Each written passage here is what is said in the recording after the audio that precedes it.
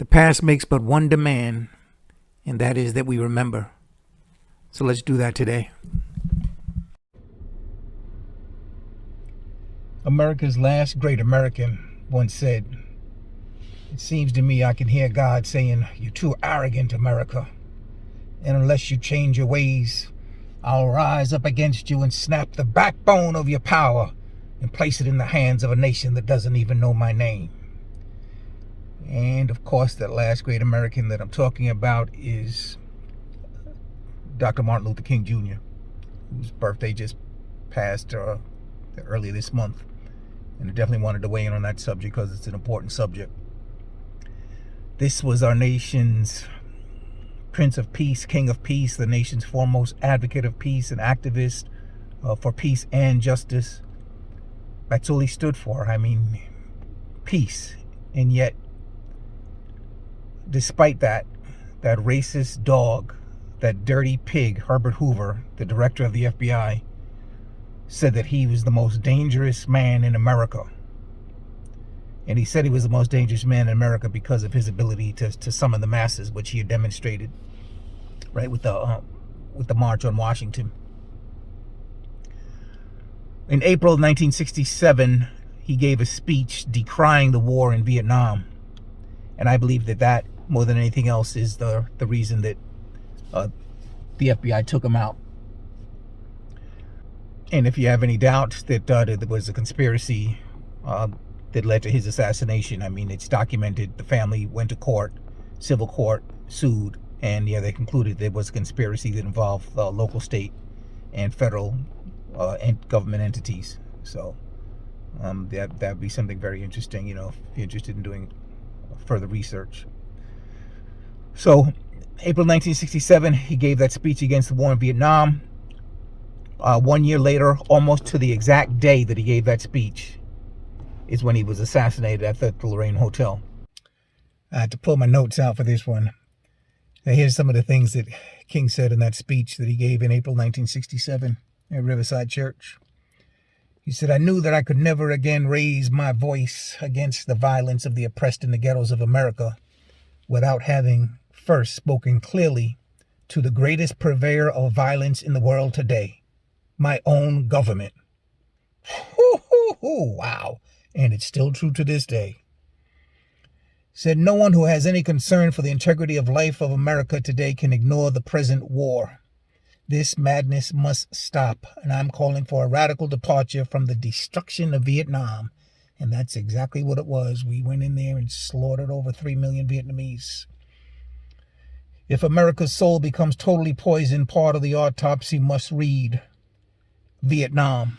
He said, there is no doubt in my mind and in the mind of the world that we have no honorable intentions in Vietnam. Yet we had nothing but dishonorable intentions. We went in there to take, to exploit, to control, dominate, and destroy. Eisenhower said, Vietnam, before he left office now, Eisenhower said, they have a lot of good resources over there. They have tin, they have tungsten, and other stuff. And that other stuff, of course, now we know is opium, because that helped to fuel the government's drug trade over there. So here's the thing. When you speak out against the war, that's taken as a threat to the war machine. What President Eisenhower called the military-industrial complex. So we have to understand that in every war, every military conflict that we're involved in, there's a handful of corporations that get stinking filthy rich. And of course, a handful of individuals get stinking filthy rich. One of the main reasons that we sent $1.8 billion last month to the Ukraine is not so much that we favor them over Russia, but it was an opportunity for the military-industrial complex to make a killing. If you heard of Blackwater, which was basically like an American mercenary company before 9/11, their income was $760,000 a year. A couple of years after 9/11, they were like over $600 million. Okay, so again, like I say, these military conflicts are very profitable for a handful of corporations, and then you're also threatening their desire to control, dominate, and destroy. So when King spoke out against that, it was very unpopular and caught a lot of backlash from the American public and people within the leadership ranks of his own organization, right, the SCLC, right, Southern Christian Leadership Conference. The reason for the backlash, you have to understand that climate back in the 60s, is that we were propagandized to believe that communism, was the total enemy, right, of the free world. So we were sold a bill of goods that we're going into Vietnam to stop the spread of communism. In reality, nothing could have been further from the truth. We went there to help France and then replace France with the recolonization of Vietnam. And we went in there, we ended up splitting the country into two halves, North Vietnam, South Vietnam, and set up a puppet government in the South so the guy would do, whatever our bidding was, right? So just a little history on Vietnam. In 1945, under the revolutionary leadership of Ho Chi Minh, Vietnam declared their independence. And in their freedom documents, they quoted directly from our Declaration of Independence. So when France said, hell no, we're not going to let you go, Ho Chi Minh had an idea of approaching the United States because he figured that we would identify with his revolutionary struggle because we had gone through something similar, right, with the American Revolution, where we had to throw off, our European colonial master. So he said that his only concern about approaching the United States is that he felt that his country is so small and insignificant. He said, we're so small, so tiny, that there's a chance, the United States might not see us as important enough to get involved, right? How wrong he was. But never in a million years did he imagine that we would turn him down and then assist and eventually replace France as the invasion force, the colonial oppressors there. That just blew his mind, right? Like totally unbelievable. So I myself am a child of the 60s, and I remember growing up and all you ever hear is, terrible things about Russia and China because, they're communist and it's a totalitarian regime, the people have no freedoms and et cetera, et cetera, et cetera. All right, they're the enemy of the free world. Well, this is the propaganda that we were hit with. Now, as an adult, my brother-in-law married a lady from Russia, and I couldn't wait to sit down and talk to her and ask her, hey, what was it like growing up in Russia? What type of, terrible things were they telling you about the United States? So when I finally sat down with her and I was like, yeah, so, what kind of stuff did you hear about America when you were growing up, et cetera, et cetera?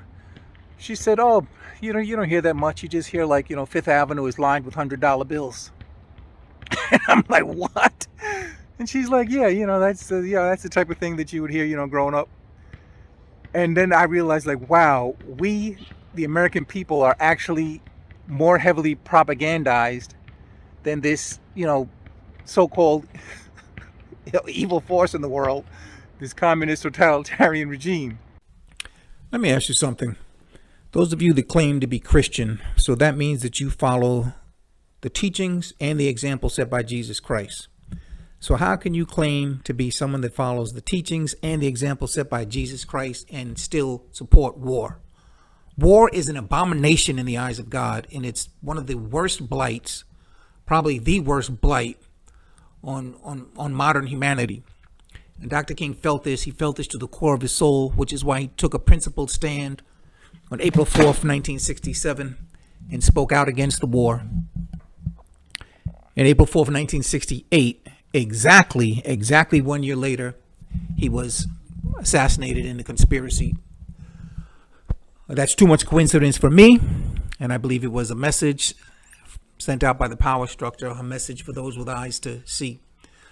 But King knew that the climate had turned against him. Only the most progressive elements of the country stood by his side. That's not Andrew Young, that was not Jesse Jackson, that was not Ralph Abernathy, but it was someone like Stokely Carmichael, whose real name is Kwame Ture, by the way, and he changed his name way back in the 60s.